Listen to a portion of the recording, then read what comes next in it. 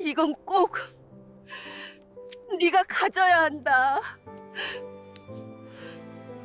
눈 내리는 겨울 저녁, 낡은 옷을 걸친 할머니가 떨리는 손으로 무언가를 내밀었습니다. 노란 빛이 바랜 명함 한 장이었죠. 그걸 받아든 남자의 얼굴이 순식간에 굳어지더니 손이 떨리기 시작했습니다. 명함 뒷면엔 이런 글씨가 적혀 있었습니다. 민준아, 아빠가 미안하다. 평범한 직장인이라 생각했던 그 남자에게 대체 무슨 일이 있었던 걸까요? 이 한 장의 명함이 어떻게 한 사람의 인생을 송두리째 바꿔놓게 될까요? 이 놀라운 이야기의 전말이 궁금하시다면 잠깐만 구독 버튼을 눌러주세요.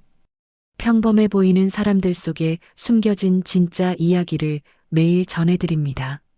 자, 그럼 이제 시간을 조금 되돌려 볼까요? 11월 초 어느 목요일 저녁 8시였습니다. 서울 구로구의 한 낡은 다세대 주택 반지하, 형광등 하나가 깜빡이는 좁은 방에서 35살 강민준이 혼자 라면을 끓이고 있었죠. 좁디 좁은 부엌 한쪽 벽엔 곰팡이가 피어 있었고 천장 근처에 난 작은 창문으로는 지나가는 사람들의 발목만 보였습니다. 월세 50만 원, 관리비 포함하면 60만 원이 넘는 이 반지하가 민준이 가진 전부였습니다. 냄비에서 김이 모락모락 피어오르는 동안 민준은 휴대폰으로 은행 앱을 열어봤습니다. 통장 잔고 32만 원, 마이너스 대출 잔액 1,900만 원이 빨간 글씨로 떠올랐죠. 한숨이 절로 나왔습니다. 이번 달도 최저생활비만 남기고 다 갚아야 하는데 민주는 휴대폰을 던지듯 탁자에 내려놨습니다. 라면을 플라스틱 그릇에 담아 탁자 앞에 앉았습니다. 회사에서 입던 와이셔츠는 구겨져 있었고 넥타이는 이미 벗어서 소파에 던져놨죠. 창밖으론 퇴근하는 사람들의 발소리가 들렸습니다. 누군가는 웃으며 통화하고 누군가는 아이 손을 잡고 걸어가는 모습이 창문 너머로 스쳐 지나갔습니다. 민주는 젓가락으로 라면을 집어 입에 넣으면서 텅 빈 방을 둘러봤습니다. 작은 냉장고 하나, 접이식 탁자 하나, 낡은 소파 하나가 전부였죠. 나도 언젠간 가족이랑 같이 밥 먹어볼 수 있을까? 민준의 머릿속에 문득 그런 생각이 스쳤지만 곧 고개를 저었습니다. 결혼은 이미 오래전에 포기했으니까요. 35살 반지하 월세에 2천만 원 빚쟁이가 누굴 만나겠습니까? 무엇보다 민준에겐 소개해줄 가족도 결혼식에 앉힐 친척도 없었습니다. 고아원에서 자란 사람이었으니까요. 민준은 자신이 왜 고아원에 맡겨졌는지, 부모가 누구인지 그 어떤 것도 알지 못했습니다. 고아원 원장님이 말씀하시길 생후 6개월쯤 됐을 때 경찰서 앞에 버려져 있었다고 했죠. 이름표 하나 없이 그냥 담요에 쌓여서요. 강민준이라는 이름도 원장님이 지어주신 거였습니다. 강 씨 성은 그냥 흔한 성이라서 붙여준 거였고요. 18살 되던 해 고아원을 나와서 혼자 살기 시작했습니다. 낮엔 편의점에서 아르바이트하고 밤엔 검정고시 공부를 했죠. 대학은 못 갔지만 회계 자격증을 따서 작은 회계법인에 취직했습니다. 지금은 그 회사 경리팀 대리로 일하고 있었죠. 월급은 세전 300만 원, 세후 270만 원 정도였습니다. 대출 이자랑 월세 내고 나면 생활비로 100만 원 남짓 남았고요. 동료들은 민준을 조용하고 성실한 사람이라고 했습니다. 틀린 말은 아니었죠. 민준은 회사에서도 밖에서도 누구한테 먼저 말을 걸지 않았습니다. 점심시간엔 혼자 편의점 도시락을 사서 옥상에 올라가 먹었고 퇴근 후엔 곧장 집으로 돌아왔죠. 회식이 있어도 먼저 가봐야 할 곳이 있다며 빠지곤 했습니다. 사실 갈 곳은 없었지만 사람들과 어울리는 게 너무 어려웠으니까요. 고아원 출신이라는 걸 들키고 싶지 않았습니다. 가족 이야기가 나올 때마다 어색하게 웃으며 얼버무려야 했고, 명절엔 고향에 내려간다고 거짓말을 해야 했죠. 실제론 반지하 방에 혼자 앉아서 TV만 봤지만요. 그렇게 17년을 살았습니다. 누구에게도 의지하지 않고 누구도 의지하지 않는 삶이었죠. 라면 국물을 다 마시고 그릇을 싱크대에 놓았습니다. 설거지는 내일 아침에 하기로 했죠. 소파에 누워 천장을 바라봤습니다. 천장 모서리엔 거미줄이 쳐져 있었고 형광등은 여전히 깜빡이고 있었습니다. 내일도 똑같은 하루겠지. 민주는 눈을 감았습니다. 잠이 오지 않았지만 그냥 눈을 감고 있는 게 나았으니까요. 그래야 생각을 안 하게 되니까요. 다음 날 아침 7시 알람 소리에 눈을 떴습니다. 여전히 소파 위였고 목이 뻐근했죠. 간단히 세수만 하고 어젯밤 벗어둔 와이셔츠를 다시 입었습니다. 다림질할 시간은 없었고 사실 다리미도 없었습니다. 구겨진 와이셔츠 위에 양복 재킷을 걸치면 그럭저럭 괜찮아 보였으니까요. 출근길은 언제나 똑같았습니다. 반지하 계단을 올라가면 찬바람이 얼굴을 때렸고 지하철역까지 10분을 걸어가야 했죠. 2호선을 타고 신도림에서 환승해서 구로디지털단 지역에서 내렸습니다. 출근길 지하철은 항상 10,000원이었고 민주는 구석에 서서 사람들 틈에 끼어 흔들렸습니다. 옆자리 사람들은 이어폰을 끼고 음악을 듣거나 휴대폰으로 뉴스를 보고 있었죠. 민주는 그냥 창밖을 봤습니다. 어둠 속을 달리는 지하철 창엔 자기 얼굴만 비쳤지만요. 회사에 도착하면 8시 50분쯤 됐습니다. 항상 10분 일찍 도착했죠. 일찍 도착해서 자리에 앉아 커피를 마시며 오늘 할 일을 정리하는 게 민준의 루틴이었습니다. 동료들이 하나둘 출근하기 시작했고 민준 씨, 좋은 아침이에요라고 인사하는 사람도 있었습니다. 민준은 고개를 숙이며 네, 좋은 아침입니다라고 답했죠. 그게 전부였습니다. 오전 내내 전표를 정리하고 세금 계산서를 입력했습니다.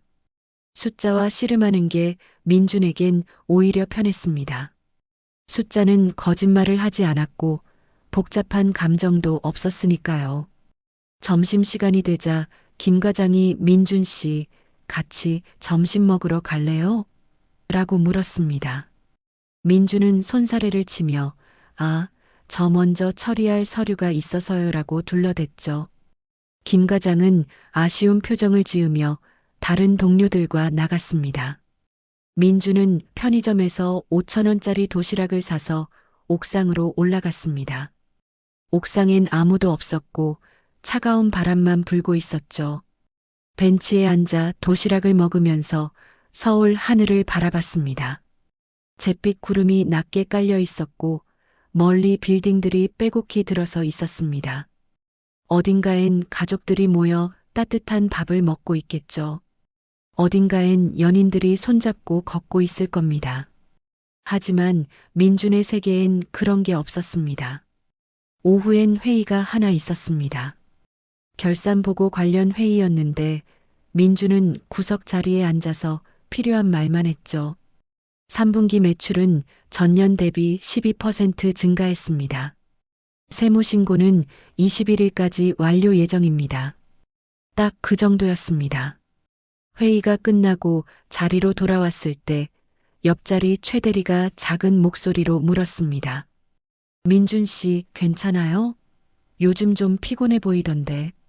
민준은 긴장한 듯 왼손으로 귀를 만지작거렸습니다. 긴장하면 나오는 버릇이었죠. 아, 네. 괜찮습니다. 그냥 조금 바쁘기만 해서요. 최 대리는 잠시 민준을 바라보다가 고개를 끄덕였습니다. 그래요. 너무 무리하지 말고 힘들면 언제든 말해요. 민준은 작게 미소를 지으며 고개를 숙였습니다. 하지만 말할 수 있는 건 아무것도 없었죠. 무슨 말을 하겠습니까? 저 사실 고아원 출신이고 반지하에 살고 있고 2천만 원 빚이 있어요 라고 말할 순 없잖아요.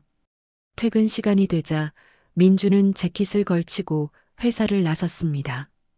6시 정각이었죠. 동료들이 민준 씨, 오늘 회식인데 같이 안 가요? 라고 물었지만 민주는 죄송합니다. 오늘은 꼭 가봐야 할 곳이 있어서요 라고 정중히 거절했습니다. 사실 갈 곳은 없었습니다. 그냥 회식 자리가 불편했을 뿐이죠. 지하철을 타고 집으로 돌아가는 길, 민주는 창밖을 바라봤습니다. 어둠이 내리고 있었고 빌딩들의 불빛이 하나둘 켜지고 있었죠. 사람들은 저마다 어디론가 가고 있었습니다. 가족에게로, 연인에게로, 친구에게로요. 하지만 민준이 가는 곳은 텅 빈 반지하뿐이었습니다. 집에 도착해서 현관문을 열었습니다. 어둡고 차가운 공기가 얼굴을 때렸죠. 불을 켜자 좁은 방이 형광등 불빛 아래 드러났습니다. 아침에 나올 때와 똑같은 모습이었습니다. 아무것도 변한 게 없었죠. 민주는 소파에 털썩 주저앉았습니다. 이게 민준의 일상이었습니다. 17년째 변하지 않는 외롭고 고단한 하루하루였죠. 그날 저녁 민주는 편의점에 라면을 사러 나갔습니다.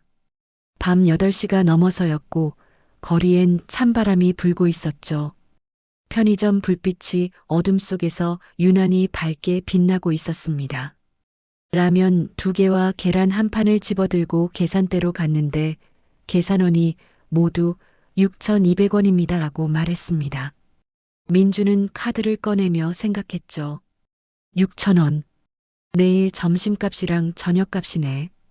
편의점을 나오는데 문득 길 건너편에서 무언가가 보였습니다. 낡은 옷을 입은 할머니 한 분이 폐지를 가득 실은 손수레를 끌고 가다가 비틀거리고 있었죠. 순간 손수레가 기울어지면서 할머니가 바닥에 넘어지는 게 보였습니다. 종이 상자들이 사방으로 흩어졌고 할머니는 바닥에 주저앉아 일어나지 못하고 있었습니다. 민주는 잠깐 망설였습니다. 지나가는 사람들도 몇 명 있었지만 다들 힐끗 보고는 그냥 지나쳤죠. 민준도 그냥 지나칠까 생각했습니다. 하지만 발이 움직이지 않았습니다. 그 할머니의 모습이 어쩐지 자기 자신 같았으니까요. 혼자서 아무 도움 없이 넘어져 있는 모습이요. 민주는 천천히 길을 건넜습니다. 할머니에게 다가가서 조심스럽게 말을 걸었죠. 할머니, 괜찮으세요? 할머니는 고개를 들어 민준을 바라봤습니다. 주름진 얼굴, 희끗희끗한 머리, 그리고 묘하게 깊은 눈빛이었습니다. 뭔가 말하고 싶은 듯한, 하지만 참고 있는 듯한 그런 눈빛이었죠. 민주는 할머니의 팔을 잡고 천천히 일으켜 세웠습니다. 할머니의 몸은 깃털처럼 가벼웠고 옷에선 오래된 빨래 냄새가 났죠. 다치신 데는 없으세요? 할머니는 고개를 저으며 작은 목소리로 고맙습니다라고 말했습니다. 민주는 흩어진 종이 상자들을 주워서 손수레에 다시 실어줬습니다. 할머니는 그 모습을 가만히 바라보고 있었죠. 상자를 다 실어주고 나서 민주는 할머니에게 다시 한번 조심히 가세요라고 인사했습니다. 할머니는 고개를 숙이며 정말 고맙습니다라고 말했는데 그 목소리가 떨리고 있었습니다. 민주는 이상하다고 생각했지만 그냥 돌아서서 집으로 향했죠. 하지만 민주는 몰랐습니다. 그 할머니가 돌아서서 민준의 뒷모습을 한참 동안 바라보고 있다는 거요. 할머니의 눈에선 눈물이 흐르고 있었고 떨리는 목소리로 혼잣말을 하고 있었습니다. 민준이, 내가 민준이니? 하지만 그 말은 바람에 실려 사라졌고 민준은 그 말을 듣지 못한 채 어둠 속으로 사라졌습니다. 그날 밤 민준은 자신의 인생에서 가장 중요한 사람을 만났다는 걸 전혀 알지 못했죠. 그리고 이 만남이 민준의 인생을 완전히 바꿔놓게 될 거라는 것도요. 그 다음 날도 민주는 똑같은 일상을 살았습니다. 아침 7시에 일어나 회사에 가고 저녁 6시에 퇴근해서 집으로 돌아오는 삶이었죠. 하지만 일주일쯤 지났을 때 이상한 일이 벌어지기 시작했습니다. 퇴근길에 편의점 앞을 지나가는데 저번에 도와줬던 그 할머니가 또 보였던 겁니다. 같은 장소, 같은 시간이었죠. 할머니는 폐지를 실은 손수레를 끌고 천천히 걸어가고 계셨습니다. 민주는 잠깐 멈춰서서 할머니를 바라봤습니다. 할머니도 민준을 발견했는지 고개를 숙여 인사했죠. 민주는 괜히 마음이 쓰였습니다. 저번에 넘어지셨던 기억 때문이었을까요? 아니면 그냥 혼자 사는 사람끼리의 동질감 같은 걸 느낀 걸까요? 민주는 편의점으로 들어가서 따뜻한 캔커피 2개를 샀습니다. 하나는 1,500원, 둘이면 3,000원이었죠. 그날 점심을 굶었으니 괜찮다고 생각했습니다. 할머니에게 다가가서 조심스럽게 커피를 내밀었습니다. 할머니, 추운데 이거라도 드세요. 할머니는 놀란 표정으로 민준을 바라보더니 떨리는 손으로 커피를 받았습니다. 고맙습니다. 정말 고맙습니다. 할머니의 목소리는 작았지만 뭔가 간절한 느낌이 담겨 있었죠. 민주는 어색하게 웃으며 별 말씀을요라고 답하고는 집으로 향했습니다. 그런데 이상한 건 그 다음 주에도 할머니를 또 봤다는 겁니다. 같은 요일, 같은 시간, 같은 장소였죠. 우연이라고 하기엔 너무 정확했습니다. 민주는 또다시 편의점에서 커피를 사서 할머니께 드렸고 할머니는 감사하다며 고개를 숙였습니다. 그리고 그 다음 주에도 또 그 다음 주에도 같은 일이 반복됐죠. 11월이 지나고 12월이 되면서 민준과 할머니의 만남은 일종의 루틴이 됐습니다. 매주 목요일 저녁 6시 30분쯤 편의점 앞에서 만나는 거였죠. 민주는 이제 습관처럼 커피를 2개 사서 나왔고 할머니는 항상 그 자리에서 기다리고 계셨습니다. 말은 많이 하지 않았습니다. 고맙습니다. 별 말씀을요 정도가 전부였죠. 하지만 그게 싫지 않았습니다. 민주는 몰랐습니다. 할머니가 우연히 그 자리에 있는 게 아니라는 걸요. 할머니는 민준의 퇴근 시간을 정확히 알고 계셨고 매주 목요일마다 그 자리에서 민준을 기다리고 있었던 겁니다. 할머니의 집은 사실 여기서 버스로 3정거장이나 떨어진 곳이었지만 할머니는 일부러 이곳까지 왔던 거죠. 할머니는 민준을 볼 때마다 가슴이 뛰었습니다. 저 젊은이가 정말 민준이가 맞을까? 35년 전 생후 6개월이었던 그 아기가 이렇게 자란 걸까? 할머니는 확신이 서지 않았습니다. 그래서 관찰했죠. 민준의 얼굴, 걸음걸이, 말투, 그리고 특히 버릇을요. 어느 날 저녁이었습니다. 할머니가 민준에게 물었죠. 젊은이, 이름이 뭐예요? 민준은 잠깐 망설이다가 답했습니다. 강민준입니다. 할머니의 손이 미세하게 떨렸습니다. 강민준. 맞았습니다. 이름이 같았죠. 하지만 이름만으론 확신할 수 없었습니다.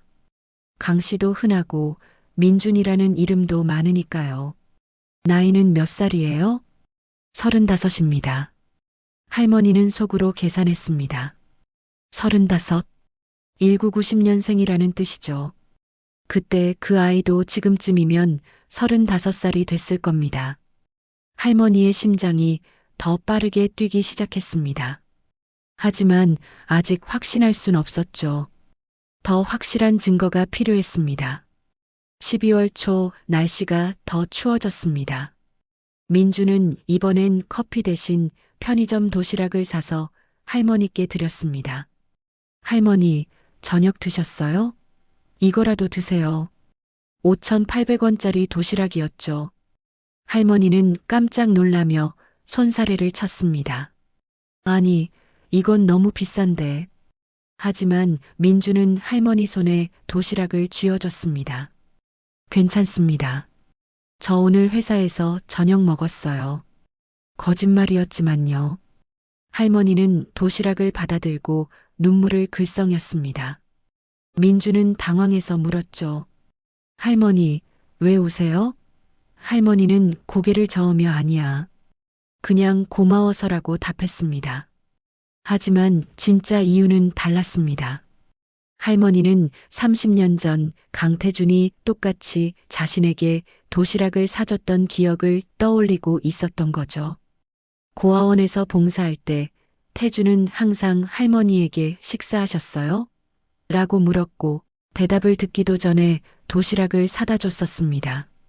민준이 돌아서려는데 할머니가 조심스럽게 물었습니다. 민준 씨, 가족은 어디 계세요? 민준의 발걸음이 멈췄습니다. 가장 듣고 싶지 않은 질문이었죠. 민준은 잠깐 침묵하다가 짧게 답했습니다. 가족은 없습니다.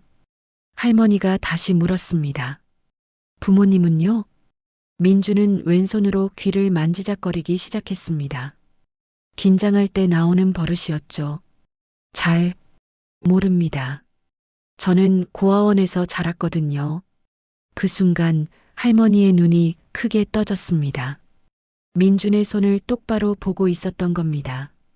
왼손으로 귀를 만지는 그 버릇을요. 할머니는 그 버릇을 알고 있었습니다. 30년 전 강태준에게도 똑같은 버릇이 있었으니까요. 태준은 긴장하거나 슬플 때마다 왼손으로 귀를 만지작거렸습니다. 고아원 아이들 앞에서 이야기할 때도 힘든 상담을 할 때도 항상 그랬죠. 그리고 지금 민준도 똑같이 하고 있었습니다. 할머니는 확신했습니다. 이 사람이 바로 강태준의 아들 강민준이라는 걸요. 35년을 기다렸던 그 아이가 바로 눈앞에 있다는 걸요. 할머니의 눈에서 눈물이 흘러내렸습니다. 하지만 참았습니다. 아직은 말할 수 없었으니까요. 민주는 할머니의 눈물을 보고 당황했습니다. 할머니, 제가 이상한 말 했나요? 할머니는 고개를 저으며 손수건으로 눈을 닦았습니다. 아니야. 그냥 너무 가슴이 아파서. 그렇게 어린 나이에 혼자 자라다니. 민주는 쓸쓸하게 웃었습니다. 이제 괜찮습니다. 다 지난 일이에요. 하지만 민준도 이상했습니다. 처음 보는 할머니인데 왜 이렇게 편하게 느껴지는 걸까요? 왜 이 할머니 앞에서는 자신의 이야기를 할 수 있는 걸까요? 민주는 평생 누구에게도 자신이 고아원 출신이라는 걸 쉽게 말하지 않았습니다. 부끄러워서였죠. 하지만 이 할머니 앞에선 자연스럽게 말이 나왔습니다. 그날 이후로도 만남은 계속됐습니다. 12월 중순이 됐고 거리엔 크리스마스 장식이 걸리기 시작했죠. 사람들은 연인과 손을 잡고 걷고 가족들은 함께 외식을 하러 다녔습니다. 하지만 민준과 할머니는 여전히 편의점 앞에서 만나 짧은 대화를 나눴죠. 어느 날 저녁 민준이 물었습니다. 할머니는 가족이 계세요? 할머니는 잠깐 멈칫하더니 고개를 저었습니다. 없어. 다들 세상을 떠났지. 민주는 고개를 끄덕였습니다. 저랑 비슷하시네요. 둘 다 혼자시네요. 할머니는 민준을 바라봤습니다. 그리고 작은 목소리로 말했죠. 민준 씨, 혼자 사는 게 힘들지? 민준은 쓴웃음을 지었습니다.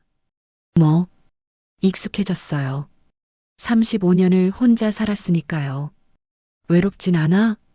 민주는 대답하지 않았습니다. 대신 왼손으로 귀를 만지작거렸죠. 할머니는 그 모습을 조용히 바라봤습니다. 태준도 슬플 때면 똑같이 했었습니다. 말없이 귀를 만지작거리며 하늘을 바라보곤 했죠. 12월 중순 눈이 내리기 시작했습니다. 거리는 하얗게 변했고 사람들은 목도리를 감고 급히 걸어갔죠. 민주는 평소처럼 퇴근길에 편의점 앞으로 향했습니다. 할머니가 기다리고 계실 테니까요. 하지만 이상하게도 할머니가 보이지 않았습니다. 민주는 주위를 둘러봤습니다. 할머니는 항상 정확히 6시 30분에 이곳에 계셨는데 오늘은 안 보였죠. 혹시 아프신 건 아닐까? 민주는 걱정이 됐습니다. 할머니의 연락처도 모르고 사는 곳도 몰랐으니까요. 10분을 기다렸지만 할머니는 나타나지 않았습니다. 민주는 그제야 깨달았죠. 자신이 할머니를 얼마나 기다렸는지를요. 매주 목요일이 되면 왠지 모르게 기대가 됐던 이유를요. 외로운 사람이 외로운 사람을 만나면 그게 위로가 된다는 거요. 민주는 편의점에서 따뜻한 커피 2개를 샀습니다. 하나는 자기가 마시고 하나는 그냥 들고 있었습니다. 혹시 할머니가 오실까 봐요. 하지만 그날 저녁 할머니는 끝내 나타나지 않았습니다. 민주는 집으로 돌아가면서 생각했습니다. 할머니, 괜찮으신 걸까? 그리고 이상한 감정이 들었죠. 왜 이렇게 걱정이 되는 걸까요? 겨우 몇 주 만난 사이인데 왜 이렇게 마음이 쓰이는 걸까요? 민주는 몰랐습니다. 그 할머니가 바로 자신의 유일한 가족을 연결해 줄 사람이라는 거요. 그리고 며칠 후 할머니가 자신에게 인생을 바꿀 진실을 전하게 될 거라는 거요. 사흘이 지났습니다. 민주는 매일 저녁 편의점 앞을 지나갔지만 할머니는 보이지 않았죠. 금요일에도 토요일에도 일요일에도요. 민주는 이상하게 마음이 불편했습니다. 겨우 몇 주 만난 사이인데 왜 이렇게 신경이 쓰이는지 자기도 이해할 수 없었죠. 월요일 저녁이었습니다. 민주는 회사에서 야근을 하고 밤 9시가 넘어서 퇴근했죠. 하늘에선 눈이 내리기 시작했습니다. 작은 눈송이들이 가로등 불빛에 반짝이며 떨어지고 있었습니다. 민주는 코트깃을 세우고 지하철역으로 향했습니다. 그런데 편의점 앞을 지나가는데 익숙한 뒷모습이 보였습니다. 낡은 코트를 입고 손수레를 끌고 있는 할머니였죠. 민준의 발걸음이 멈췄습니다. 할머니는 눈을 맞으며 천천히 걷고 계셨는데 평소보다 더 힘들어 보였습니다. 할머니, 민준이 부르자 할머니가 뒤를 돌아봤습니다. 그리고 민준을 보더니 안도하는 표정을 지었죠. 민준은 달려가서 할머니 곁에 섰습니다. 할머니, 괜찮으세요? 요즘 안 보이셔서 걱정했어요. 할머니는 작게 웃으며 고개를 끄덕였습니다. 미안해. 며칠 몸이 안 좋아서 집에 있었어. 할머니의 얼굴은 평소보다 더 수척해 보였고 기침도 몇 번 했습니다. 민주는 걱정스러운 눈빛으로 할머니를 바라봤죠. 병원은 다녀오셨어요? 아니, 괜찮아. 나이 먹으면 다 그런 거지 뭐. 민주는 할머니의 손수레를 잡았습니다. 제가 밀어드릴게요. 어디 가시는 길이에요? 할머니는 손사래를 쳤지만 민주는 이미 손수레를 끌기 시작했죠. 할머니, 이 눈 속에서 혼자 가시면 안 돼요. 할머니는 민준의 뒷모습을 바라보며 눈물을 글썽였습니다. 30년 전 강태준도 똑같이 말했었습니다. 할머니, 혼자 가시면 안 돼요. 그때도 눈이 내리고 있었죠. 태준은 할머니의 짐을 대신 들어주며 집까지 데려다 줬었습니다. 할머니, 집이 어디세요? 여기서 버스로 새 정거장 가야 해. 이 시간에 버스 타시면 위험해요. 제가 택시 태워드릴게요. 민주는 택시를 잡으려 했지만 할머니가 손을 잡았습니다. 민준 씨, 잠깐만 앉았다 가면 안 될까? 할 말이 있어서. 할머니의 목소리는 떨리고 있었고 표정도 심각해 보였습니다. 민주는 고개를 끄덕였죠. 둘은 근처 버스 정류장으로 갔습니다. 지붕이 있어서 눈을 피할 수 있었죠. 할머니는 벤치에 앉았고 민준도 옆에 앉았습니다. 눈은 계속 내리고 있었고 거리는 점점 하얗게 변해가고 있었습니다. 한동안 침묵이 흘렀습니다. 할머니는 무슨 말을 꺼낼까 망설이는 것 같았고 민주는 그냥 조용히 기다렸죠. 그러다 할머니가 먼저 입을 열었습니다. 민준 씨, 가족이 없다고 했지? 민주는 고개를 끄덕였습니다. 네. 부모님에 대해선 아무것도 모르는 거야? 민주는 왼손으로 귀를 만지작거리기 시작했습니다. 이 이야기를 하는 게 여전히 불편했죠. 네. 생후 6개월쯤 됐을 때 경찰서 앞에 버려져 있었대요. 이름표도 없었고 아무 흔적도 없었답니다. 할머니의 손이 떨렸습니다. 생후 6개월. 맞았습니다. 그때 민준이가 사라졌을 때도 생후 6개월이었죠. 어느 고아원에서 자랐어? 사랑의 고아원이요. 여기서 멀지 않은 곳에 있었는데 지금은 문 닫았대요. 할머니의 눈이 커졌습니다. 사랑의 고아원. 바로 그곳이었습니다. 강태준이 봉사하던 그 고아원이었죠. 할머니의 눈에서 눈물이 흘러내리기 시작했습니다. 민주는 깜짝 놀라서 물었습니다. 할머니, 왜 우세요? 제가 이상한 말 했나요? 할머니는 고개를 저으며 손수건을 꺼내 눈을 닦았습니다. 아니야. 그냥 너무 가슴이 아파서. 할머니도 그 고아원을 아세요?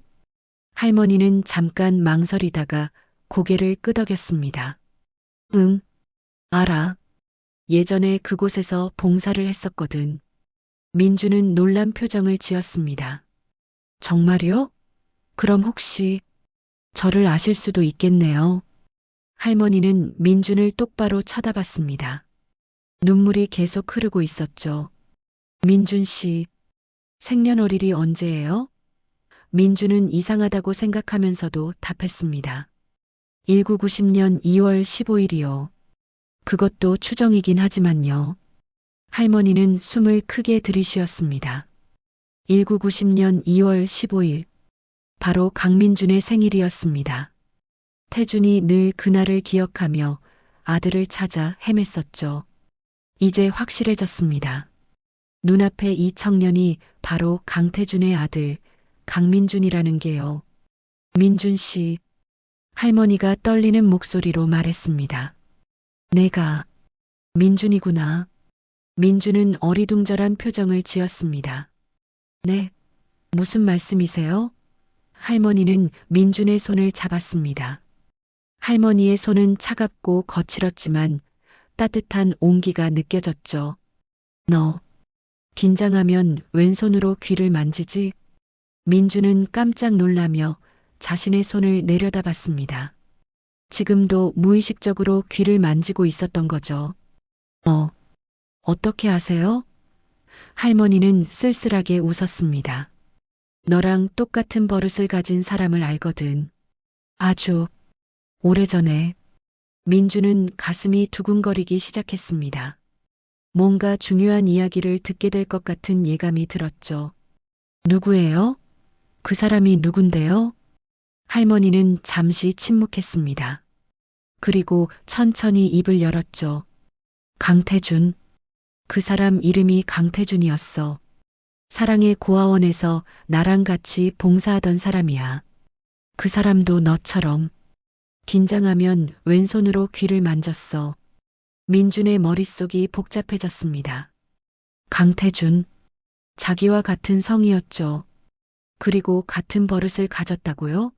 그 사람이 혹시 저랑 관계가 있나요? 할머니는 고개를 끄덕였습니다. 눈물이 멈추지 않았죠. 있어. 아주 깊은 관계가 있지. 민주는 숨이 막히는 것 같았습니다. 어떤 관계인데요? 말씀해 주세요, 할머니. 하지만 할머니는 고개를 저었습니다. 지금은 아직 말할 수 없어. 너한테 전해줘야 할 게 있거든. 그걸 먼저 보여주고 싶어? 민주는 답답했지만 할머니를 재촉할 수 없었습니다. 할머니가 울고 있었으니까요. 할머니, 그 강태준이란 사람은 지금 어디 있어요? 할머니는 고개를 숙였습니다. 세상을 떠났어. 아주 오래전에. 민준의 가슴이 철렁 내려앉았습니다. 뭔가 중요한 단서를 잡았다고 생각했는데 그 사람은 이미 없다니요. 언제 돌아가셨는데요? 30년 전이야. 교통사고였어. 민주는 계산했습니다. 30년 전이면 자기가 생후 6개월이었을 때쯤이었죠. 그럼 혹시? 민주는 떨리는 목소리로 물었습니다. 그 사람이 제 아버지인가요? 할머니는 민준을 똑바로 바라봤습니다. 눈물 가득한 눈으로요. 응, 그래. 강태준은 내 아버지야. 그 순간 민준의 세상이 멈춰버린 것 같았습니다.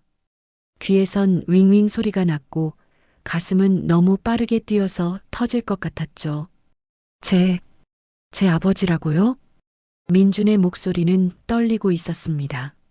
35년 동안 한 번도 들어본 적 없던 단어였죠. 아버지. 민준에겐 아버지가 있었던 거예요? 할머니는 고개를 끄덕이며 민준의 손을 꽉 잡았습니다. 태주는 널 찾아 헤맸어. 매일 매순간 미쳐버릴 정도로 찾아다녔지. 하지만 끝내 찾지 못하고 세상을 떠났어. 민주는 눈물이 쏟아질 것 같았지만 참았습니다. 너무 많은 감정이 한꺼번에 밀려왔죠. 혼란스러웠고 믿기지 않았고 동시에 뭔가 퍼즐이 맞춰지는 느낌이었습니다. 그럼 저는 버려진 게 아니었나요? 할머니는 단호하게 고개를 저었습니다. 절대 아니야. 넌 버려진 게 아니라 빼앗긴 거야. 민주는 숨을 멈췄습니다. 빼앗겼다고요? 응. 자세한 이야기는 사흘 후에 해줄게. 그때 너한테 전해줘야 할 것들이 있어. 태준이 남긴 것들이. 민주는 머리가 복잡했습니다. 아버지가 있었다는 사실, 자신이 버려진 게 아니라 빼앗겼다는 사실, 그리고 아버지가 남긴 뭔가가 있다는 사실. 모든 게 믿기지 않았죠. 왜 사흘 후에요? 지금 말씀해 주시면 안 돼요? 할머니는 쓸쓸하게 웃었습니다. 준비가 필요해. 태준이 남긴 것들을 정리해야 하거든. 그리고 나도 마음의 준비가 필요해. 35년을 기다렸는데 이제 와서 떨리는구나. 민주는 할머니를 바라봤습니다. 할머니의 얼굴엔 35년의 세월이 새겨져 있었고 그 세월 동안 얼마나 많이 기다렸을지 상상이 갔죠. 할머니, 정말 감사합니다. 그동안 저를 기억해 주셔서. 할머니는 고개를 저었습니다. 기억한 게 아니야. 기다린 거지. 너를 찾기 위해서. 민준의 눈에서 마침내 눈물이 흘러내렸습니다. 35년 동안 한 번도 흘려본 적 없던 그런 눈물이었죠. 누군가 자신을 기다려줬다는 사실이 자신이 버려진 게 아니었다는 사실이 너무나 벅찼습니다. 할머니는 민준의 등을 쓰다듬어 줬습니다. 마치 어린아이를 달래듯이요. 울어도 돼. 참지 마. 35년 동안 충분히 참았잖아. 민주는 소리내어 울기 시작했습니다. 버스 정류장 벤치에서 눈이 내리는 밤에 처음 만난 할머니 품에서 민주는 평생의 외로움을 쏟아냈습니다. 한참을 그렇게 있다가 민주는 눈물을 닦으며 물었습니다. 사흘 후 어디서 만날까요? 할머니는 손수건을 꺼내 민준의 얼굴을 닦아주며 말했습니다. 내 집 앞으로 갈게. 주소 좀 알려줄래? 민주는 휴대폰을 꺼내 주소를 알려줬습니다. 할머니는 고개를 끄덕이며 토요일 오전 10시에 갈게라고 말했죠. 민주는 네, 기다리고 있을게요라고 답했습니다. 할머니를 택시에 태워드리고 민주는 혼자 눈 내리는 거리를 걸었습니다. 머릿속이 하얗게 비워진 것 같았지만 동시에 너무 많은 생각이 소용돌이쳤죠. 아버지. 민준에겐 아버지가 있었습니다. 그리고 그 아버지는 민준을 찾기 위해 평생을 바쳤다고 했죠. 민준은 하늘을 올려다봤습니다. 눈송이가 얼굴에 닿으며 녹아내렸습니다. 아버지, 저 여기 있어요. 이제야 알았어요.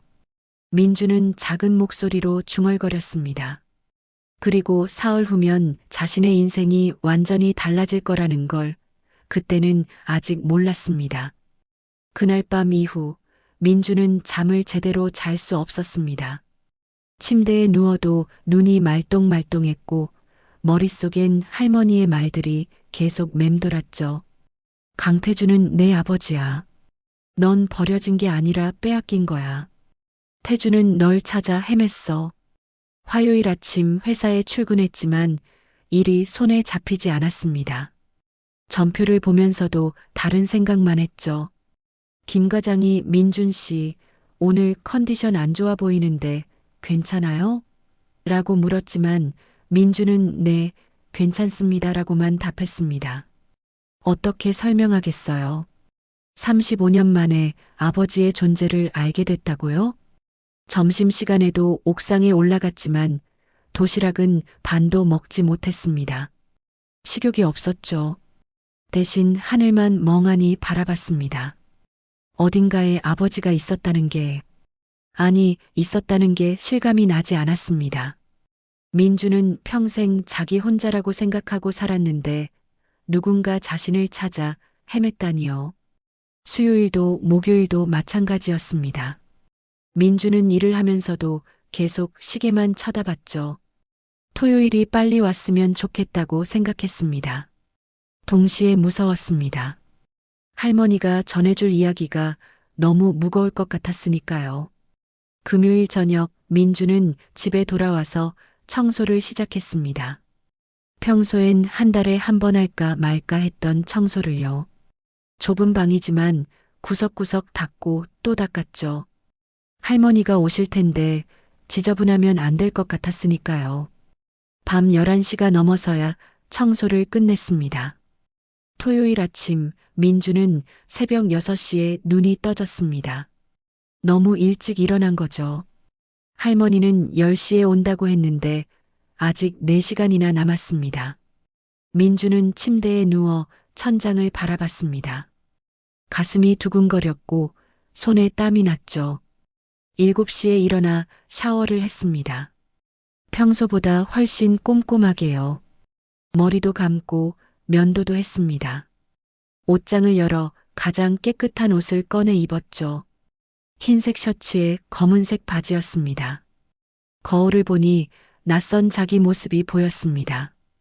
왠지 모르게 긴장한 얼굴이었죠. 8시가 됐습니다. 아직 2시간이나 남았습니다. 민주는 편의점에 가서 빵과 우유를 샀습니다. 할머니께 드릴 거였죠. 그리고 커피도 2개 샀습니다. 집으로 돌아와서 탁자를 닦고 의자도 닦았습니다. 뭘 해야 할지 몰라서 계속 뭔가를 했습니다. 9시가 됐습니다. 민주는 소파에 앉아서 시계를 바라봤습니다. 시간이 너무 천천히 갔죠. 1분, 2분, 3분. 민주는 왼손으로 귀를 만지작거렸습니다. 긴장되는 버릇이 나왔던 거죠. 9시 50분, 민주는 현관문 앞에 서서 기다렸습니다. 혹시 할머니가 길을 못 찾으실까 봐요. 복도는 조용했고 가끔 위층에서 발소리만 들렸습니다. 민주는 심호흡을 했습니다. 괜찮아. 괜찮을 거야.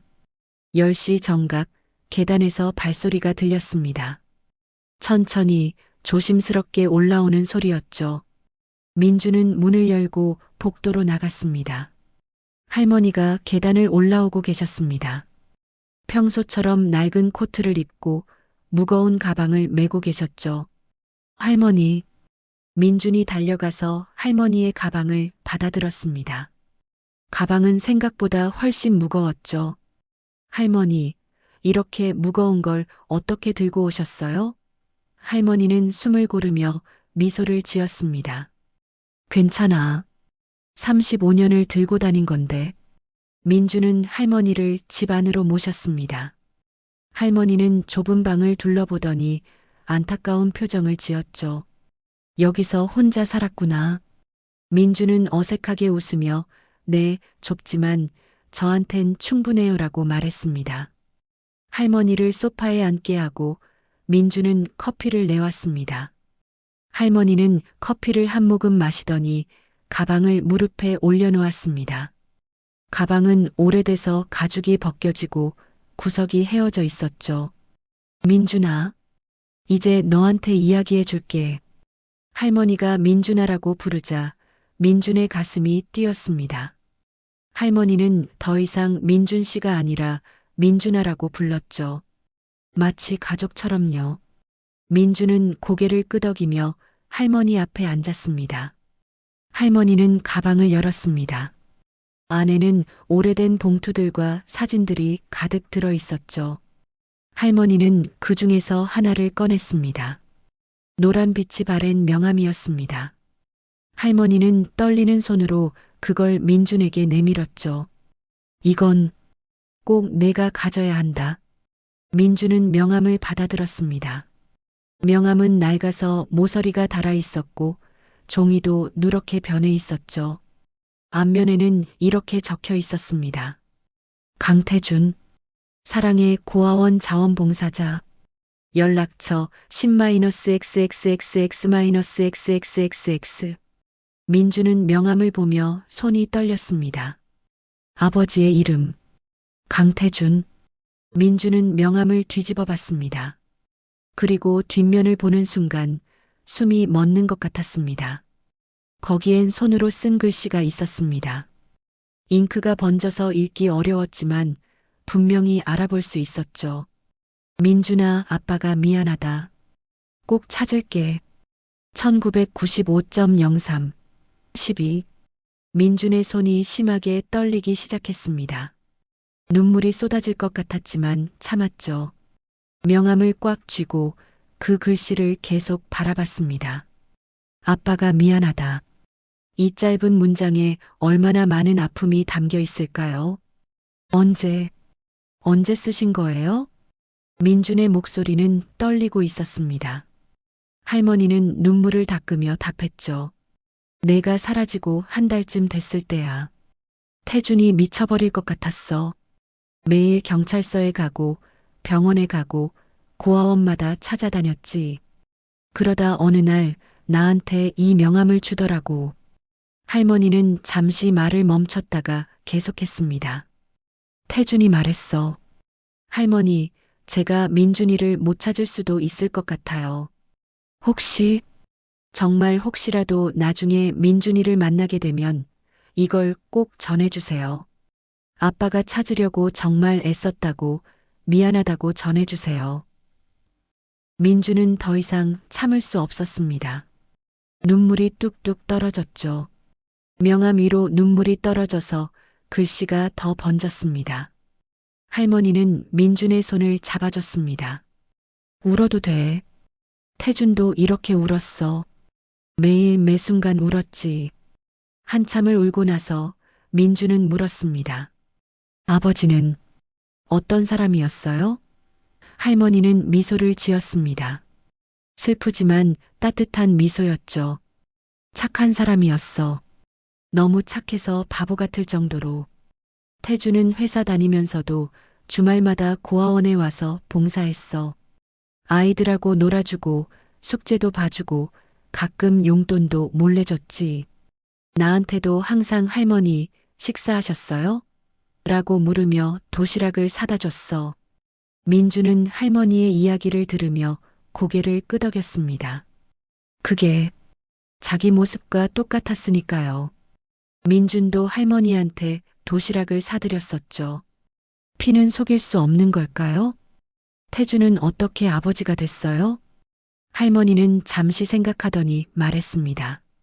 태주는 29살에 결혼했어. 내 엄마를 만나서. 그리고 1년 후에 내가 태어났지. 태준이 얼마나 좋아했는지 몰라. 매일 고아원에 와서 내 사진을 보여주곤 했어. 할머니, 우리 민준이 좀 보세요. 오늘 처음으로 웃었어요. 민준의 가슴이 먹먹했습니다. 자기를 그렇게 사랑했던 아버지가 있었다니요.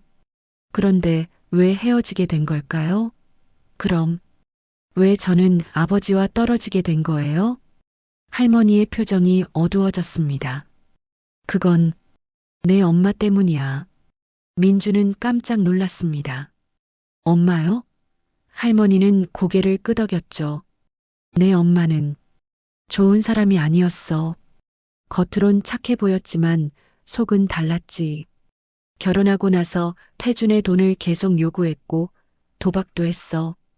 태준은 참고 또 참았어. 내가 있으니까.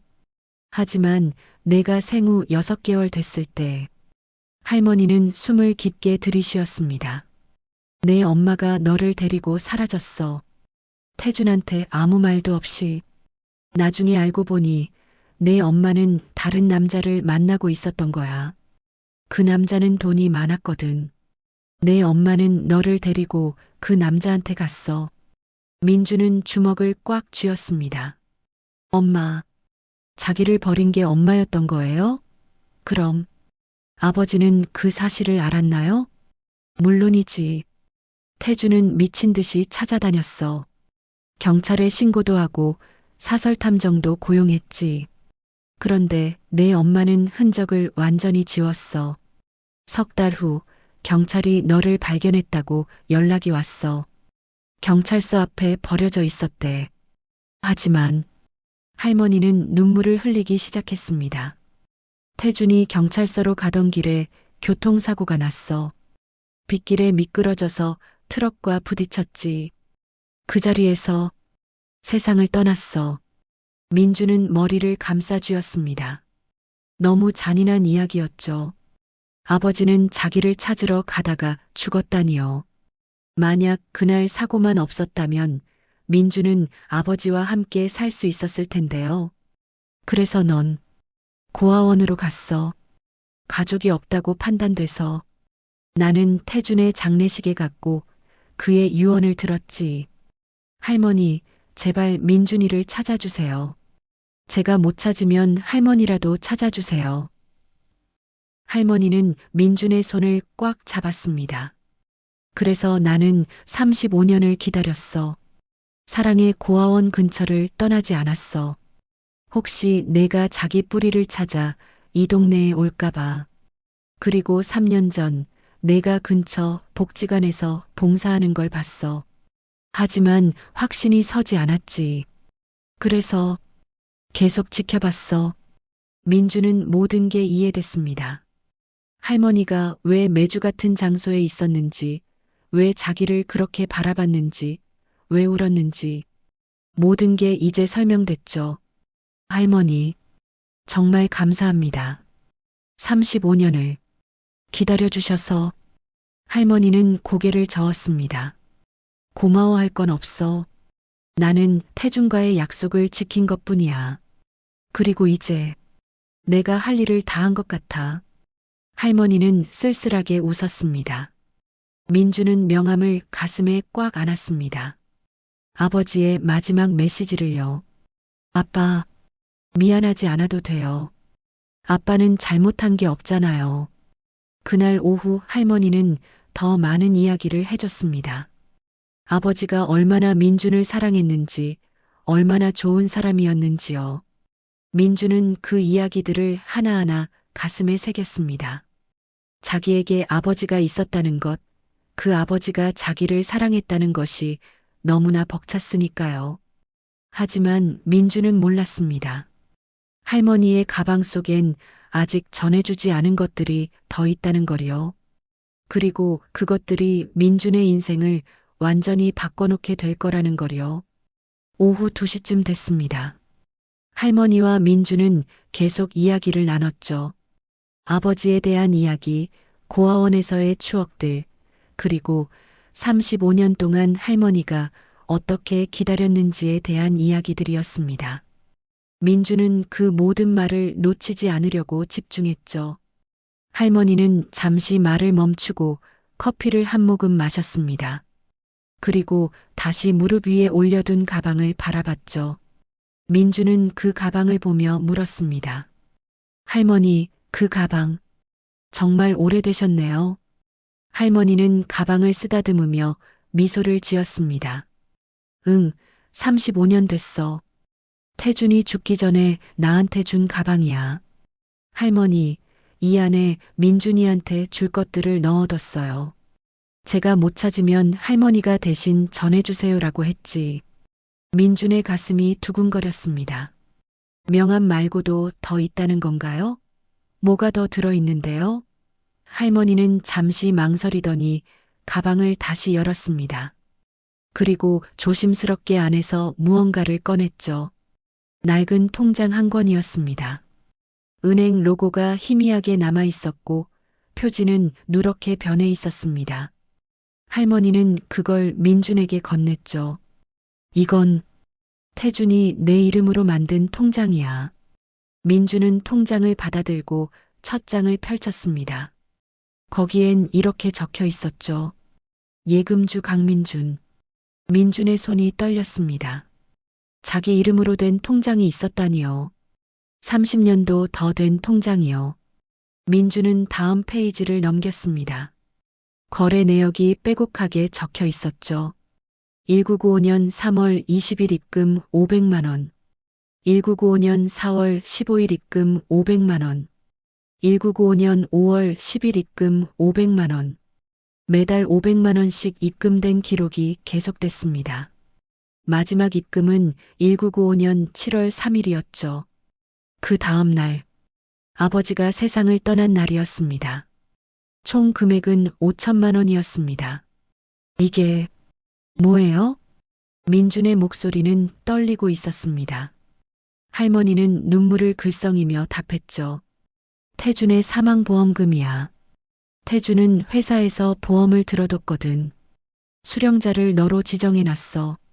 그래서 태준이 세상을 떠나고 한 달 후에 보험금이 이 통장으로 들어왔지. 민주는 믿을 수 없다는 표정으로 통장을 바라봤습니다. 5천만 원. 1995년대에 5천만 원이면 엄청난 돈이었죠. 이게 지금도 있는 거예요? 할머니는 고개를 끄덕였습니다. 있어. 한 푼도 안 썼어. 이자만 계속 붙었지. 지금은 8천만 원쯤 될 거야. 민주는 숨이 막히는 것 같았습니다. 8천만 원. 자기 대출금의 4배가 넘는 돈이었죠. 왜 안 쓰셨어요? 할머니도 힘드셨을 텐데. 할머니는 단호하게 고개를 저었습니다. 이건 내 거야. 태준이 너한테 남긴 거지. 내 거가 아니야. 나는 단 한 푼도 손 뗄 수 없어. 이건 아버지가 아들한테 남긴 마지막 선물이거든. 민준의 눈에서 눈물이 흘러내렸습니다. 할머니는 35년 동안 폐지를 주우며 가난하게 살면서도 이 돈을 지켜주신 거였습니다. 자기를 위해서요. 한 번도 만난 적 없는 자기를 위해서요. 할머니, 정말 감사합니다. 민준은 고개를 숙이며 울었습니다. 할머니는 민준의 등을 쓰다듬어 줬죠. 울지 마. 아직 다 보여준 게 아니야. 민준은 눈물을 닦으며 고개를 들었습니다.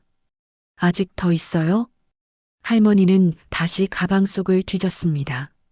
그리고 낡은 서류 봉투를 꺼냈죠.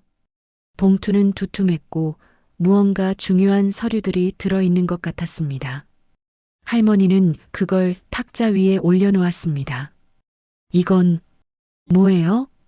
민준이 물었습니다. 할머니는 숨을 깊게 들이쉬더니 말했죠. 부동산 서류야. 태준이 내 이름으로 사둔 건물이 있어. 민준은 눈이 휘둥그레졌습니다. 건물이요? 응. 작은 상가 건물이야. 태준은 내가 자라면 그 건물 임대료로 대학을 보낼 생각이었어. 그래서 1989년에 8천만 원을 주고 샀지. 당시엔 큰 돈이었어. 태준이 3년 동안 모은 돈이었거든. 민주는 서류 봉투를 열었습니다. 안에는 등기부등본, 매매계약서, 건물 사진 등이 들어 있었죠. 민주는 서류를 하나하나 펼쳐봤습니다. 주소는 서울 관악구 봉천동이었고 지상 3층짜리 상가 건물이었습니다. 이게 지금도 있어요? 할머니는 고개를 끄덕였습니다. 있어. 35년 동안 그대로 있어. 나는 매년 재산세를 냈어. 폐지 주어서 번 돈으로 건물을 지켜야 했으니까. 민주는 더 이상 말이 나오지 않았습니다. 할머니는 폐지를 주우며 힘들게 사셨으면서 자기도 모르는 건물의 세금을 35년 동안 내셨다는 거죠. 민준을 위해서요. 그런데 할머니, 이 건물이 지금은 얼마나 할까요? 할머니는 잠시 망설이더니 답했습니다. 작년에 부동산에 물어봤어. 그 동네가 재개발됐거든. 지금은 15억쯤 된대. 그 순간 민준의 머릿속이 하얘졌습니다. 15억.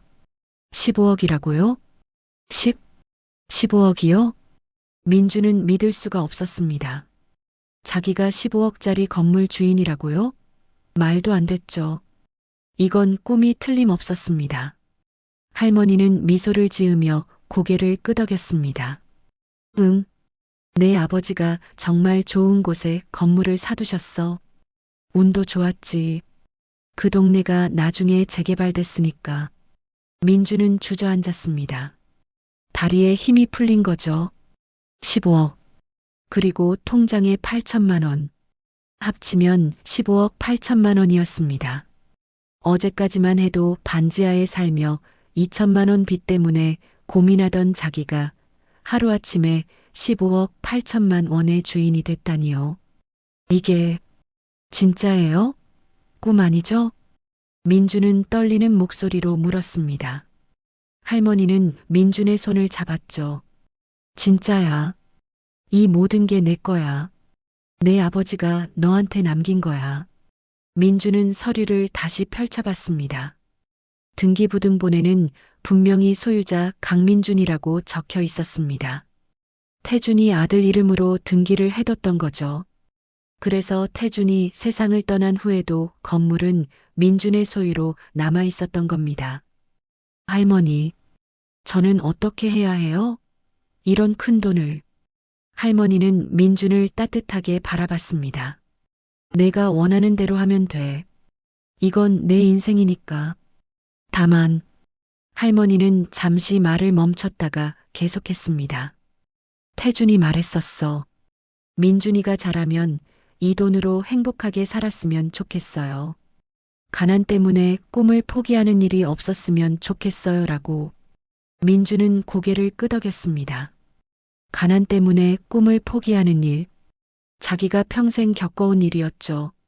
결혼도, 여행도, 취미도 모든 걸 포기하고 살았습니다. 돈이 없어서요. 하지만 이제는 달라질 수 있었습니다.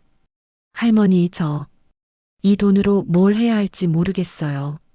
할머니는 미소를 지었습니다. 천천히 생각해. 급할 것 없어. 35년을 기다렸는데 며칠 더 기다리는 건 아무것도 아니야. 민주는 고개를 끄덕였죠. 그때 민주는 문득 깨달았습니다. 만약 자기가 그날 저녁 넘어진 할머니를 그냥 지나쳤다면 어땠을까요? 만약 할머니께 커피를 사드리지 않았다면? 만약 할머니와 친해지지 않았다면? 할머니는 영영 자기가 민준인지 확인하지 못했을 겁니다. 그리고 이 모든 진실도, 이 유산도, 아버지의 사랑도 영원히 모르고 살았을 거예요. 작은 친절 하나가 자기 인생을 완전히 바꿔놓은 겁니다. 할머니, 제가 할머니를 도와드린 게 정말 다행이에요. 민주는 진심으로 말했습니다. 할머니는 눈물을 흘리며 고개를 끄덕였죠. 나도 정말 다행이야. 내가 착한 아이라서, 태준을 닮아서. 오후 4시쯤 할머니는 일어나 가려고 했습니다. 민주는 저녁이라도 같이 드시고 가세요라고 말했지만 할머니는 고개를 저었죠. 아니야. 너 혼자 생각할 시간이 필요할 거야. 오늘 너무 많은 일이 있었잖아. 민주는 할머니를 현관까지 모셨습니다. 할머니는 빈 가방을 들고 계단을 내려가려 했죠. 그때 민준이 물었습니다. 할머니, 언제 또 뵐 수 있어요? 할머니는 돌아서며 미소를 지었습니다. 언제든지. 이젠 내가 나를 찾아올 수 있잖아. 내 연락처를 줄게. 할머니는 종이에 번호를 적어서 민준에게 건넸습니다. 민준은 그 종이를 소중히 받아들었죠. 할머니, 정말 감사합니다. 35년 동안 저를 기억해 주시고 기다려 주시고 지켜 주셔서. 할머니는 민준의 뺨을 쓰다듬었습니다. 고마워할 건 없어. 이건 내가 태준과 했던 약속이야. 그리고 이제 그 약속을 지켰어. 할머니의 얼굴에는 안도와 평화가 서려 있었습니다. 35년의 짐을 내려놓은 것 같았죠. 할머니가 떠나고 민주는 방으로 돌아왔습니다. 탁자 위엔 명함, 통장, 부동산 서류가 놓여 있었습니다. 민주는 그것들을 바라보며 현실감이 들지 않았죠. 어제까지만 해도 자기는 아무것도 없는 사람이었는데 오늘은 모든 게 바뀌었습니다. 민주는 명함을 다시 집어들었습니다. 민준아, 아빠가 미안하다. 이 짧은 문장에 담긴 아버지의 사랑이 느껴졌습니다. 민주는 명함을 가슴에 대고 눈을 감았죠. 아빠, 이제 행복하게 살게요. 아빠가 원하신 대로요. 그날 밤 민주는 오랜만에 편안하게 잠들 수 있었습니다. 더 이상 외롭지 않았고 더 이상 버려진 아이가 아니었으니까요. 자기를 사랑한 아버지가 있었고 자기를 위해 35년을 기다린 할머니가 있었으니까요. 하지만 민주는 아직 몰랐습니다. 이 이야기에 또 다른 반전이 숨어 있다는 걸요. 그리고 그 반전이 민준에게 더 큰 깨달음을 줄 거라는 걸요. 월요일 아침 민주는 회사에 휴가를 냈습니다. 김 과장에게 급한 개인 사정이 생겼다고만 말했죠. 사실 어디서부터 시작해야 할지 막막했습니다. 15억짜리 건물 주인이 됐다는 게 아직도 믿기지 않았으니까요. 민주는 가장 먼저 은행에 갔습니다. 35년 된 통장을 들고요. 창구 직원은 오래된 통장을 보고 깜짝 놀랐죠. 손님, 이 통장은 1995년에 만들어진 건데요. 민주는 고개를 끄덕이며 사정을 설명했습니다. 신분증과 서류를 확인한 후 직원은 컴퓨터를 두드렸습니다. 확인됐습니다. 예금주 강민주님 맞으시고요. 현재 잔액은 8,200만 원입니다. 민주는 숨을 멈췄습니다. 정말이었습니다. 8,200만 원이 자기 통장에 있었던 거죠. 출금하시겠습니까? 직원이 물었습니다. 민주는 잠시 생각하다가 2천만 원만 출금하고 나머지는 정기예금으로 바꿔주세요라고 말했죠.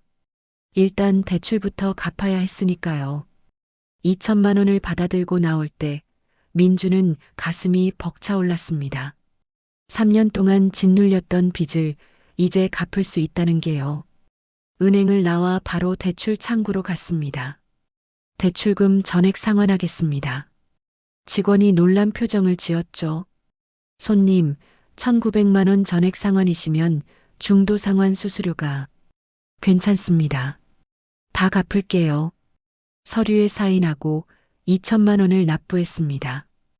영수증을 받는 순간 민주는 눈물이 날 것 같았습니다. 드디어 빚에서 해방됐습니다. 3년 동안 자기를 올감했던 굴레에서 벗어난 거죠. 다음은 부동산이었습니다. 관악구 봉천동에 있는 부동산 중개사무소를 찾아갔죠. 사장님은 50대쯤 돼 보이는 남자였는데 민준이 가져온 서류를 보더니 눈이 커졌습니다. 이 건물 지금 시세가 15억은 되는데요. 어떻게 이런 건물을 가지고 계세요? 민주는 간단히 사정을 설명했습니다. 아버지가 남긴 유산이라고요. 사장님은 감탄하며 고개를 끄덕였죠. 아버님이 정말 해안이 있으셨네요. 이 동네가 20년 전만 해도 별로였는데 재개발되면서 완전히 달라졌거든요. 사장님은 현재 건물 상태를 설명해 줬습니다. 1층은 편의점, 2층은 식당, 3층은 사무실로 임대 중이었고 월 임대료 총합이 500만 원쯤 된다고 했죠. 민주는 계산했습니다. 월 500만 원이면 연 6천만 원. 일하지 않아도 살 수 있는 돈이었습니다. 관리는 어떻게 하고 계신 거예요? 민준이 물었습니다. 사장님이 답했죠. 35년 전부터 저희 사무소에서 관리해 왔습니다. 한 할머니가 매년 관리비를 가져오셨거든요. 올해도 지난달에 오셨고요. 민준의 가슴이 뜨거워졌습니다. 할머니였습니다. 할머니가 35년 동안 이 건물을 관리해 오신 거였죠. 폐지를 주어서 번 돈으로요. 부동산을 나와 민주는 건물을 직접 보러 갔습니다. 봉천동 큰 길가에 서 있는 3층짜리 건물이었죠. 낡았지만 튼튼해 보였고 임차인들이 잘 관리하고 있는 것 같았습니다. 민주는 건물 앞에 서서 한참을 바라봤습니다. 아버지, 이게 제 건물이라니 아직도 믿기지가 않아요. 민주는 혼잣말을 했습니다. 그리고 문득 할머니가 생각났죠. 할머니께 연락드려야겠다고요. 휴대폰을 꺼내 할머니가 준 번호로 전화를 걸었습니다. 여보세요? 할머니의 목소리가 들렸습니다. 민주는 할머니, 저 민준이에요라고 말했죠. 할머니는 반가운 목소리로 답했습니다. 민준아, 잘 지내고 있었니? 네, 할머니. 오늘 은행이랑 부동산도 다녀왔어요. 모두 확인했습니다. 다행이구나. 이제 내 인생이 달라질 거야. 민주는 잠시 망설이다가 물었습니다. 할머니, 제가 오늘 할머니 댁에 가도 될까요? 드릴 말씀이 있어서요. 할머니는 잠깐 뜸을 들이더니 그래, 와라고 답했죠. 오후 3시쯤 민주는 할머니가 사는 곳으로 갔습니다. 주소를 찾아가니 낡은 다세대 주택이 나왔고 할머니는 2층에 사셨습니다. 민준이 초인종을 누르자 할머니가 문을 열었죠. 어서 와, 민준아. 할머니의 방은 민준이 사는 반지하보다도 작았습니다. 6평도 안 돼 보이는 작은 방에 낡은 이불과 작은 장롱이 전부였죠. 벽지는 곳곳이 떨어져 있었고 천장엔 빗물 자국이 있었습니다. 부엌은 한 평도 안 되는 공간이었고 화장실은 공동이라고 했습니다. 민주는 가슴이 아팠습니다. 할머니가 이런 곳에서 사셨다니요. 15억짜리 건물을 관리하시면서 정작 본인은 이렇게 살고 계셨던 거죠. 할머니, 여기서 얼마나 사셨어요? 35년 됐지. 태준이 돌아가고 나서 여기로 이사 왔어. 집세가 싸니까. 할머니는 담담하게 말했습니다. 민주는 주먹을 꽉 쥐었죠. 할머니는 자기를 위해 35년을 이렇게 살아오신 겁니다. 단 한 푼의 유산도 쓰지 않고 폐지를 주우며 살아오신 거였죠. 할머니는 민준에게 차를 내왔습니다. 낡은 찻잔에 보리차를 따라주셨죠. 민준은 차를 받아들며 말했습니다. 할머니, 저 할머니께 드릴 게 있어요. 민준은 가방에서 봉투를 꺼냈습니다. 안에는 현금 500만 원이 들어 있었죠. 이건 그동안 할머니가 쓰신 관리비랑 재산세예요. 제가 드려야 할 돈이에요. 할머니는 손을 저었습니다. 아니야, 그건 내가 하고 싶어서 한 거야.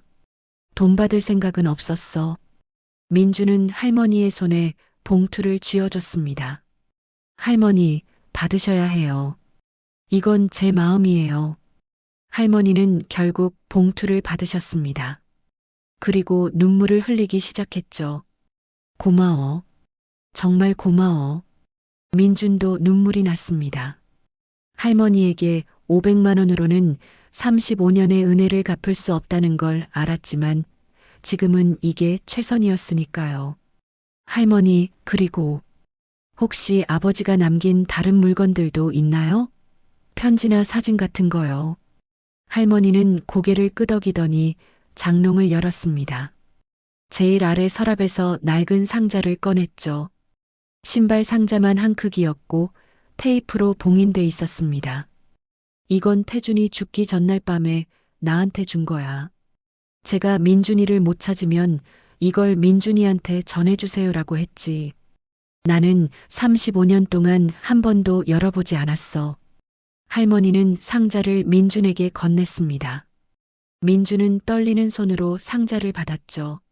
무겁지 않았지만 그 안에 담긴 마음의 무게가 느껴졌습니다. 집에 가서 열어봐. 혼자 있을 때 할머니가 말했습니다. 민준은 고개를 끄덕였죠. 그리고 할머니께 한 가지 더 말씀드렸습니다. 할머니, 저 조만간 이사할 거예요. 좀 더 넓은 곳으로요. 그때 할머니도 같이 사시면 안 될까요? 할머니는 깜짝 놀란 표정을 지었습니다. 뭐, 나를? 민주는 진지하게 말했죠. 네. 할머니는 제게 유일한 가족이에요. 그리고 아버지와의 약속을 지키신 은인이시고요. 저랑 같이 사셔요.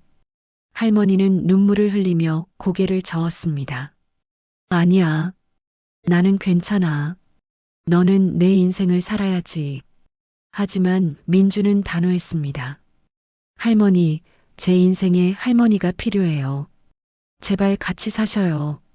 할머니는 한참을 울다가 고개를 끄덕였습니다. 그래.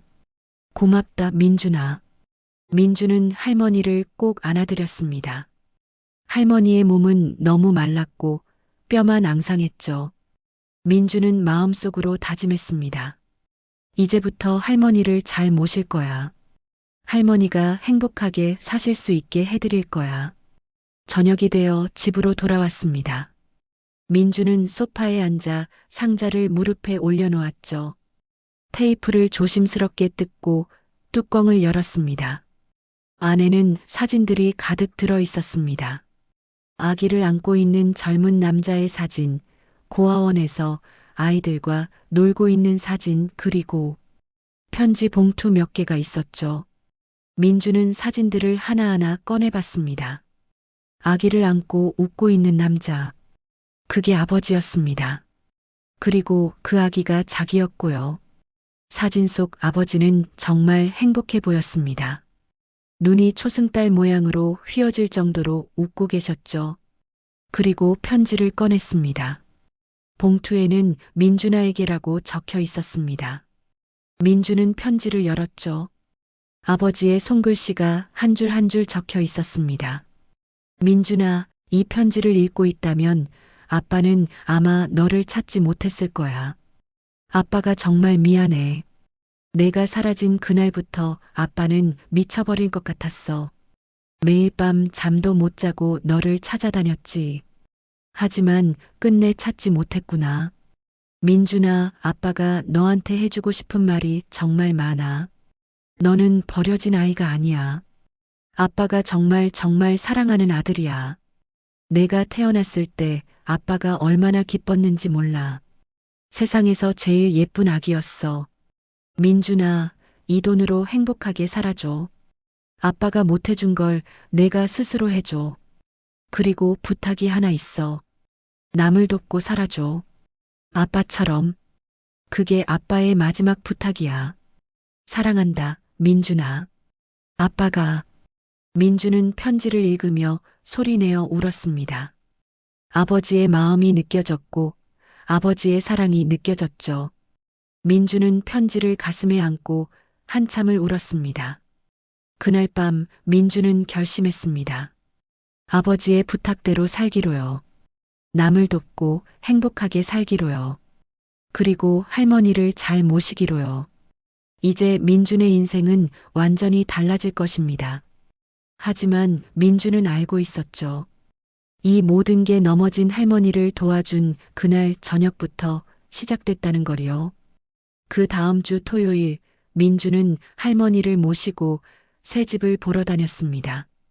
반지하는 이미 정리했고, 이제 할머니와 함께 살 집을 구하는 중이었죠. 강남구에 있는 25평짜리 아파트가 마음에 들었습니다.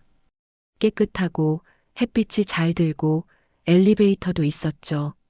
할머니, 여기 어때요?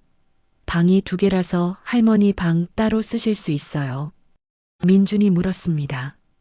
할머니는 거실을 둘러보며 눈물을 글썽였죠. 좋구나. 정말 좋아. 하지만 이런 데서 살아도 되는 걸까? 당연하죠. 할머니는 35년 동안 저를 위해 사셨잖아요. 이제 제가 할머니를 위해 살 차례예요. 계약을 마치고 둘은 근처 식당에서 점심을 먹었습니다. 민주는 할머니가 좋아하실 만한 한정식 집을 골랐죠. 할머니는 상차림을 보고 이렇게 비싼 데서 먹어도 되니? 라고 물었지만 민주는 웃으며 이제 괜찮아요 라고 답했습니다. 식사를 하면서 민주는 할머니께 궁금한 걸 물었습니다. 할머니, 한 가지 궁금한 게 있어요. 할머니는 35년 동안 왜 그렇게까지 저를 찾으려고 하신 거예요? 아버지와 약속했다고 하셨지만 그게 전부는 아닌 것 같아서요. 할머니는 젓가락을 내려놓고 민준을 바라봤습니다. 잠시 침묵이 흘렀죠. 그리고 할머니가 천천히 입을 열었습니다. 민준아, 사실 나한테도 아들이 있었어. 민준은 깜짝 놀랐습니다. 할머니께 아들이 있었다고요? 정말요? 그럼 그분은 지금 어디 계세요? 할머니의 눈에서 눈물이 흘러내렸습니다. 세상을 떠났어. 너랑 똑같이 생후 6개월 때 민주는 숨이 멎는 것 같았습니다. 1962년이었어. 내 아들 재호가 병에 걸렸지. 당시엔 지금처럼 의료기술이 좋지 않았어. 병원에 가봤지만 손쓸 도리가 없다고 했지. 나는 아들을 안고 밤새 울었어. 그리고 재호는 내 품에서 숨을 거뒀어. 할머니는 손수건으로 눈물을 닦았습니다. 그 뒤로 나는 아이를 가질 수 없었어. 마음의 병이 생겨서 남편과도 헤어졌지. 평생 혼자 살았어. 그러다 60살이 됐을 때 고아원에서 봉사를 시작했어. 다른 아이들이라도 돌봐주고 싶어서. 민주는 가슴이 먹먹했습니다. 할머니에게도 그런 아픔이 있었다니요. 그때 태준이를 만났어. 태준이는 정말 착한 청년이었어. 고아원 아이들을 친자식처럼 돌봤지. 그리고 결혼하고 너를 낳았을 때 나한테 보여줬어. 할머니는 미소를 지었습니다. 내가 태어나고 1달 됐을 때였나? 태준이가 고아원에 너를 데리고 왔어. 할머니, 우리 민준이 좀 보세요. 하면서 나는 너를 안아봤어. 그런데 할머니는 숨을 깊게 들이쉬었습니다. 내가 내 재호랑 똑같은 무게였어. 3kg, 200g. 똑같았지. 그리고 내가 웃는 모습도, 우는 모습도 다 재호를 닮았어. 나는 그때부터 너를 내 손자처럼 생각했어. 민준의 눈에서 눈물이 흘러내렸습니다. 그래서 내가 사라졌을 때 나도 미쳐버릴 것 같았어. 태준이만큼이나. 태준이는 아버지로서, 나는 할머니로서 둘 다 너를 찾아 헤맸지. 그런데 태준이가 그렇게 갑자기 떠나버렸어. 할머니는 민준의 손을 잡았습니다. 태준이가 죽기 전날 밤 나한테 전화했어. 할머니, 내일 경찰서에서 민준이를 찾았다고 연락이 왔어요. 드디어 찾았어요. 하면서 나는 너무 기뻤지. 하지만 할머니는 목이 메었습니다. 다음 날 오후 태준이 사고로 죽었다는 소식을 들었어. 경찰서로 가던 길에 나는 정말 견딜 수 없었어. 재호를 잃었을 때처럼. 아니, 그보다 더 힘들었어. 민주는 할머니를 꼭 안아드렸습니다. 할머니는 민준의 품에서 한참을 울었죠. 그래서 나는 결심했어. 태준이가 못한 걸 내가 대신 하겠다고. 꼭 너를 찾아서 태준이가 남긴 것들을 전해주겠다고. 그게 내가 할 수 있는 마지막 일이라고 생각했어. 그래서 35년을 기다리신 거예요? 응. 나는 매일 기도했어. 제발 민준이가 자기 뿌리를 찾아 이 동네에 와주기리라고. 그리고 3년 전 내가 복지관에서 봉사하는 걸 봤을 때 기적이라고 생각했어. 하지만 확신이 서지 않았지. 그래서 계속 지켜봤어. 그리고 내가 나를 도와줬을 때 할머니는 민준의 얼굴을 쓰다듬었습니다. 내가 태준이를 정말 많이 닮았더라. 착한 마음도 남을 돕는 모습도. 나는 그때 확신했어. 이 아이가 내가 찾던 민준이라고. 민준은 눈물을 흘리며 말했습니다. 할머니, 저는 할머니 덕분에 제 인생을 되찾았어요. 아버지를 알게 됐고 사랑받았다는 걸 알게 됐어요. 정말 감사합니다. 할머니는 고개를 저었습니다. 고마워할 건 없어. 나도 너 덕분에 살았어. 35년 동안 포기하지 않을 수 있었던 건 언젠가 너를 만날 거라는 희망 때문이었어. 그 희망이 나를 살게 했어. 그날 저녁 집으로 돌아온 민주는 아버지의 상자를 다시 열었습니다. 아직 보지 않은 게 더 있었죠. 사진 밑에 작은 노트 한 권이 있었습니다. 표지에는 일기라고 쓰여 있었죠. 민주는 일기를 펼쳤습니다. 1995년 3월부터 시작됐습니다. 아버지의 손글씨가 빼곡하게 적혀 있었죠. 1995년 3월 10일. 민준이가 사라졌다. 아침에 일어났더니 집에 아무도 없었다. 아내도 민준이도. 경찰에 신고했다. 미칠 것 같다. 1995년 3월 20일. 오늘도 못 찾았다. 사설 탐정을 고용했다. 통장에 있던 돈을 다 썼다. 괜찮다. 민준이만 찾으면 된다. 1995년 4월 5일. 경찰이 아내를 찾았다고 했다. 하지만 민준이는 없었다. 아내는 다른 남자와 함께 있었고 민준이를 어디 맡겼다고 했다. 어디에? 말해달라고 했지만 모른다고만 했다. 미쳤다. 정말 미칠 것 같다. 민주는 일기를 읽으며 울었습니다. 아버지의 절규가 느껴졌으니까요. 페이지를 넘길 때마다 아버지의 고통이 전해졌죠. 1995년 5월 15일. 오늘 박할머니께 민준이 사진을 보여드렸다. 할머니도 우셨다. 꼭 찾을 거예요, 태준 씨. 할머니의 말이 위로가 된다. 포기하면 안 된다. 민준이는 어딘가에 있다. 1995년 6월 20일. 건물을 샀다. 민준이 이름으로. 민준이를 찾으면 이 건물로 대학을 보낼 것이다. 꼭 찾을 것이다. 포기하지 않을 것이다. 1995년 7월 2일. 경찰에서 연락이 왔다. 서울역 근처 경찰서 앞에서 아기를 발견했다고. 생후 6개월쯤 됐고 이름표는 없다고. 민준이일까? 내일 가봐야겠다. 떨린다. 제발 민준이이길. 1995년 7월 3일. 오늘 경찰서에 간다. 드디어 민준이를 만나는 날이다. 할머니께도 전화했다. 기쁘다. 정말 기쁘다. 민준아, 아빠가 간다. 그게 마지막 일기였습니다. 그 다음 날, 아버지는 교통사고로 세상을 떠났죠. 민주는 일기장을 덮고 한참을 울었습니다. 아버지가 얼마나 자기를 사랑했는지, 얼마나 찾으려고 애썼는지 모든 게 느껴졌습니다. 민주는 휴대폰을 꺼내 할머니께 전화했습니다. 할머니, 저예요. 아버지 일기를 읽었어요. 그래. 힘들었지? 네. 하지만 이제 알았어요. 제가 얼마나 사랑받았는지. 그리고 할머니도요. 전화 너머로 할머니의 울음소리가 들렸습니다. 민준아, 이제 너는 행복할 자격이 있어. 아버지가 원했던 대로 살아줘. 네, 할머니.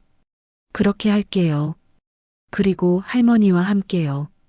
전화를 끊고 민주는 창밖을 바라봤습니다. 밤하늘에 별이 떠 있었죠. 민주는 혼잣말을 했습니다. 아버지, 이제 알았어요. 제가 얼마나 소중한 사람인지, 그리고 제가 해야 할 일이 뭔지도 알아요. 아버지처럼 살게요. 남을 돕고 사랑하며 살게요. 그날 밤 민주는 결심을 굳혔습니다. 건물 임대료의 절반은 고아원과 독거노인들을 돕는 데 쓰기로요. 아버지가 그랬듯이, 할머니가 그랬듯이, 이제 자기가 그 사랑을 이어가기로요. 작은 친절 하나가 자기 인생을 바꿨듯이, 이제 자기의 친절이 다른 누군가의 인생을 바꿀 수 있을 거라고 믿었습니다. 그게 아버지의 유산을 제대로 쓰는 방법이라고 생각했죠. 민준의 새로운 인생이 시작되고 있었습니다. 한 달 후, 민준과 할머니는 강남 곳의 아파트로 이사했습니다. 2, 3층 햇살이 잘 드는 집이었죠. 할머니 방엔 새 침대와 장롱을 들였고, 거실엔 푹신한 소파도 놓았습니다. 35년 만에 할머니는 제대로 된 집에서 살게 됐죠. 이사한 첫날 저녁, 민주는 할머니와 함께 거실 소파에 앉아 창밖을 바라봤습니다. 서울 야경이 한눈에 들어왔죠. 할머니는 그 광경을 보며 눈물을 흘렸습니다. 이게 꿈은 아니겠지? 민주는 할머니 손을 잡으며 답했습니다. 꿈이 아니에요. 이제 할머니는 편하게 사셔야 해요. 민주는 회사를 그만뒀습니다. 더 이상 월급에 얽매일 필요가 없었으니까요. 대신 아버지가 남긴 건물을 직접 관리하기로 했죠. 그리고 아버지의 마지막 부탁대로 임대료 중 절반인 월 250만 원을 기부하기로 결정했습니다. 첫 번째로 찾아간 곳은 사랑의 고아원 자리였습니다. 고아원은 20년 전에 문을 닫았지만 그 자리엔 아동복지센터가 새로 생겼죠. 민주는 센터장을 만나 매달 100만 원씩 후원하기로 약속했습니다. 제 아버지가 여기서 봉사했었어요. 이제 제가 아버지의 뜻을 이어가려고 합니다.